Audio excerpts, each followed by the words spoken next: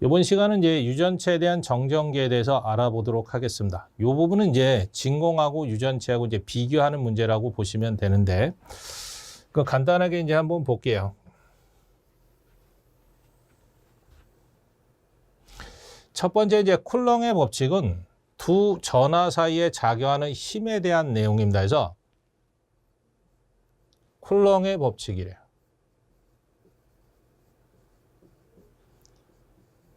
이 쿨렁의 법칙은 두 전하 사이에 작용하는 힘에 관한 법칙입니다. 그럼 이제 무슨 말이냐면요. 여기에 정지된 전하 두 개를 나란히 세워놨대요. 전하를 우리가 이제 Q라는 문자로 표현하는데 첫 번째 거를 원이라고 하고요. 단위는 쿨럼이라고 쓴다 그랬어요. 두 번째 전하를 Q2, 단위는 쿨럼. 그 다음 두 전하 사이에 떨어져 있는 거리가 R, 메타래요. 그럼 정지된 두 개의 전하를 놓으면 이 전하와 전하 사이에 힘이 존재를 합니다. 그래서 동종의 전하 사이를 놓으면 반발력이죠. 전하가 동종, 플러스와 플러스면은 반발력입니다. 마이너스와 마이너스 놔도 마찬가지고. 이종의 전하래요. 이종의 전하는 이제 종류가 다른 거지. 플러스 마이너스를 놓으면 좋다고 붙으려고 합니다. 흡인력. 그래서 같은 종류의 전하를 놓으면 반발력, 서로 다른 종류의 전하를 놓으면 흡인력이 존재합니다. 그리고 힘의 크기는 일직선상에서 존재하고요. 매질에 따라서 달라지고 뭐 이런 것들이 있는데 그때 정지된 두 전하 사이에 작용하는 힘 F를 공식으로 만들어 봤더니 이렇게 생겨서 밑줄 4 파이 입실론 제로 R 제곱분의 Q1 Q2입니다. 이거는 이제 정지된 두 전하 사이에 작용하는 힘인데 진공, 공기 중이었을 때고요. 유전체다 그러면요. 진공 옆에다 비유전율만 하나 첨가해 주시면 된다라는 거 좀 기억하시면 돼. 그럼 다시 한번 쓰면요. 니 거로 밑줄 4 파이 진공에다 비유전율 곱한 게 전체 유전율 입실론이고요. 거리 제곱분의 Q1 Q2입니다. 그 다음에 이제 한 번 더 쓸게요. 요 빨간색을 뺀 나머지.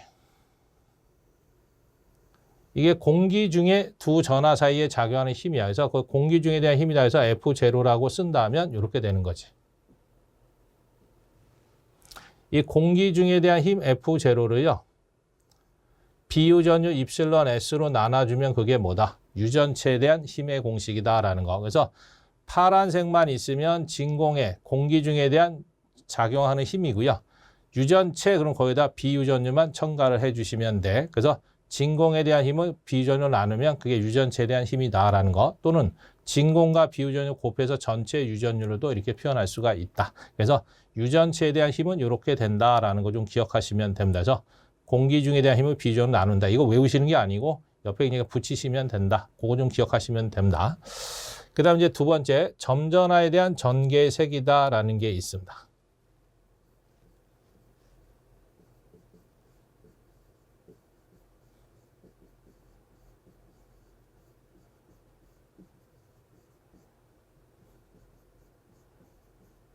이건 무슨 말이냐면 이러죠.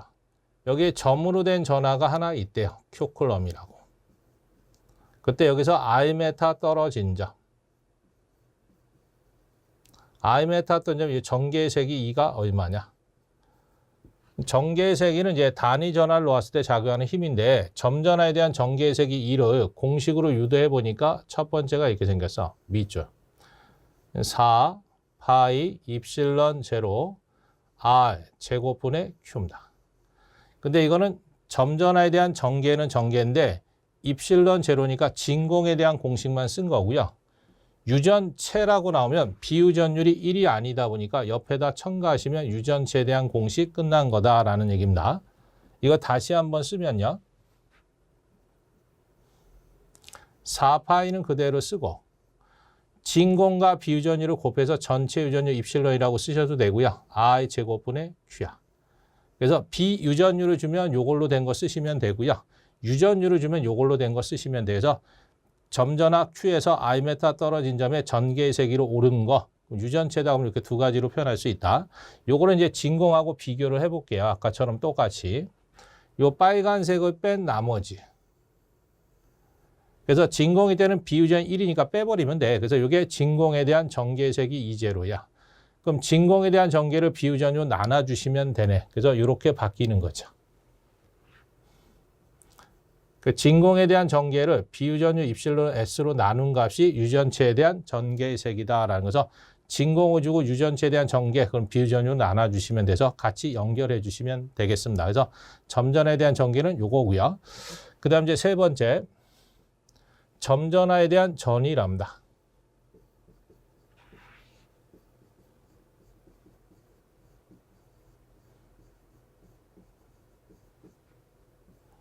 이 전이는 이제 정기적인 위치 에너지의 줄임말인데 여기에 점으로 된 전하가 있대요. Q쿨럼. 그때 여기서 I 메타 떨어진 점. 이 지점에 대한 전이 정기적인 위치 에너지가 얼마냐 물어본다.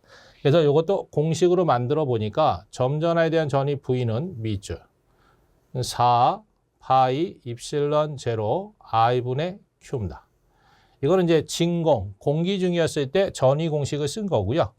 유전체 그러면 진공 옆에다 비유전율만 하나 첨가해 주면 유전체에 대한 공식 끝난 거다. 그 다음 다시 한번 씁니다. 밑줄 4파이는 그대로 쓰고요. 진공과 비유전율을 곱한 거, 그게 전체 유전율 입실론이지. 그 I분의 Q입니다. 단위는 보이트.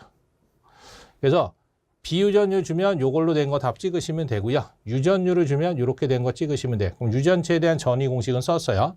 요거를 다시 진공하고 비교를 해볼게요. 요 빨간색을 뺀 나머지. 이게 진공에 대한 전이 V0 값입니다. 그래서 다시 묶어주면 이렇게 되는 거지.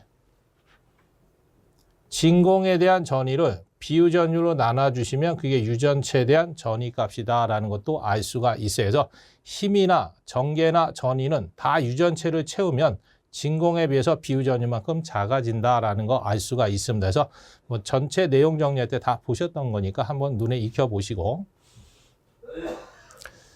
그럼 이제 요거에 관한 것이 이제 지금 방금 설명드린 거고요. 다음 페이지에 보시면 이제 평행판 콘덴서에 대한 게 있습니다.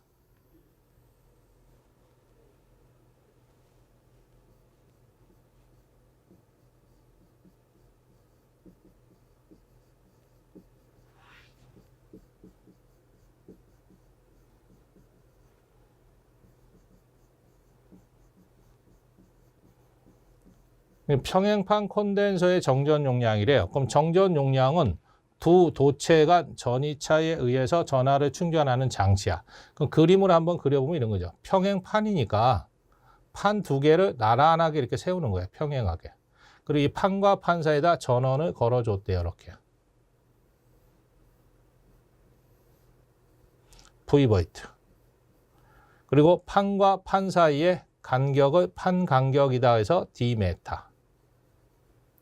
요 판에 대한 면적이 있겠죠. 그리고 면적은 S메타 제곱. 그리고 요 판과 판 사이 진공 상태 입실론 제로라고 해볼게요. 그럼 이제 어떤 현상을 일으키냐면요. 긴 게 플러스 단자고 짧은 게 마이너스 단자니까 왼쪽에 플러스가 연결돼 있잖아요. 그럼 여기 플러스 전하가 충전이 된다. 그래서 플러스 Q. 오른쪽은 마이너스가 연결돼 있잖아요. 그럼 여기는 마이너스 전하들이 충전이 돼. 마이너스 Q. 근데 이 도체와 도체가 진공, 공기로 절연되어 있는 상태니까 전하가 넘어가지는 못해서 왼쪽에는 플러스 전하만 오른쪽에는 마이너스 전하만 이렇게 충전하게끔 돼 있어서 이 두 도체가 전이차에서 전하를 충전하는 거 이거 뭐라고 한다? C, 컨덴서라고 한다는 얘기야. 패라. 그때 그 컨덴서 C 값을 공식으로 평행판일 때 유도해 보니까 D분의 입실론 제로 S입니다. 요거는 이제 진공, 공기로 채워져 있을 때 정전 용량 값이고요. 유전체 그러면 판과 판 사이에 비유전율이 입실론 S 유전체를 채웠대. 그러면 진공 옆에다 비유전율만 하나 첨가해 주시면 유전체 공식 끝난 겁니다. 그 다음에 이거 한 번 더 쓸게요. D는 그대로 쓰고요. 진공에다 비유전율 곱한 게 전체 유전율 입실론이야. 그 다음에 S, 단위는 페럿입니다. 그래서 간격에 반비례하고 유전율과 면적에 비례하게끔 돼 있다라는 거. 그래서 시험 문제상에서 비유전율 주면 첫 번째로 돼 있는 게 답이고요. 전체 유전율 주면 두 번째가 답이다. 그 다음 요거를 진공하고 비교를 한번 해볼게요. 그럼 요 빨간색을 뺀 나머지 요게 이제 진공에 대한 정종량 C0 값이잖아요. 그러면 진공에다 비유전율을 곱한 결과니까 입실론 S의 C0네. 그래서 진공에 대한 정종량에다 비유전율을 곱한 만큼 늘어난다는 얘기예요. 유전체를 이제 증가를 시키면서 비유전이 4다 그러면 4C0로 되는 거고요. 10으로 주면 10C0니까 10배가 된다는 얘기고, 그래서 정종량은 늘어난다라는 거. 나머지 아까는 세 가지는 다 줄어들었었는데, 그래서 그렇게 좀 정리를 해 두시면 되겠습니다. 그래서 방금 이제 유도했듯이 힘이나 전개의 색이나 전위는 유전체를 채우면 비유전율만큼 줄어들어요. 분모에 들어가 있으니까. 근데 컨덴서 정전 용량 같은 경우에는 비유전율만큼 늘어난다라는 거 알 수가 있습니다. 그래서 그거에 대한 내용이 이렇게 간단하게 정리가 되어 있는 거다. 그렇게 좀 보시면 되고요. 그럼 그거에 대한 거를 이제 간단하게 문제로 한번 볼게요. 예제 1번 한번 보시면 돼. 공기 중 두 전하 사이에 작용하는 힘이 5뉴턴이래. 공기로 채워져 있을 때 두 전하 사이에 작용하는 힘 F0가 5뉴턴이랍니다. 두 전하 사이에 유전체를 넣었더니 힘이 2뉴턴이래. 뭔지 모르지만 유전체를 넣었대요. 공기 중에다. 그때 힘 F가 2뉴턴이 됐대. 그때 유전체에 대한 비유전율 입실론 S가 얼마냐요. 그럼 요거는 이제 공식을 외워서 하는 게 아니고 이제 우리 알고 있는 공식 써보는 거지. 두 전하 사이에 작용한 힘 F는 4 파이 입실론 제로 R 제곱분의 Q1 Q2. 이거는 진공 공기 중일 때의 공식이고요. 유전체 그러면 진공 옆에다 비유전율만 첨가하면 유전체 공식 끝난 거다 그랬어요. 그 상태에서 요 비유전율을 뺀 나머지 요게 공기 중에 대한 힘 F0 값이잖아요. 그럼 바꿔버리면 이렇게 되겠지. 비유전율 입실론 S로 공기 중에 대한 힘을 나누면 되겠네. 그래서 요거 이제 외우신 분은 그냥 바로 하시면 되는데 외울 것까지는 아니고, 그럼 우리가 필요한 거는 비유전율이잖아. 그럼 둘이 자리 바꾸고 마시면 되니까 F분의 F0네. 그럼 진공에 대한 힘이 5고요. 유전체를 넣었을 때가 2야. 그럼 나눴으니까 2.5네. 그래서 2.5짜리 비유전율을 가진 거다라는 얘기입니다. 그래서 4번이 답이 되겠습니다. 그 다음 이제 예제 2번. 평행판 콘덴서의 평행판이랍니다. 콘덴서의 원형 정극의 지름이 60cm. 원형이야. 동그랗죠. 지름이 60cm라는 얘기는 반지름 R이 30cm라는 얘기지. 지름의 반이 반지름이니까. 그럼 원의 단면적 구할 수 있어요. 원의 단면적은 파이 I 제곱입니다. 단위는 메타 제곱. 그 다음에 극판 간의 간격이 0.1cm래. 간격 D가 0.1cm랍니다. 그 다음에 비유전율이 16이래. 비유전율 입실론 S인데 16이야. 그때 정전 용량이 얼마냐? C값. 근데 단위가 마이크로 페럿이랍니다. 그럼 평행판 콘덴서에 대한 정종량 C는 밑줄 D분의 입실론 제로 S죠. 이건 진공이었을 때 공식이고, 유전체 그러면 진공 옆에다 비유전율만 첨가하시면 됩니다. 근데 문제상에서 D값 줬어.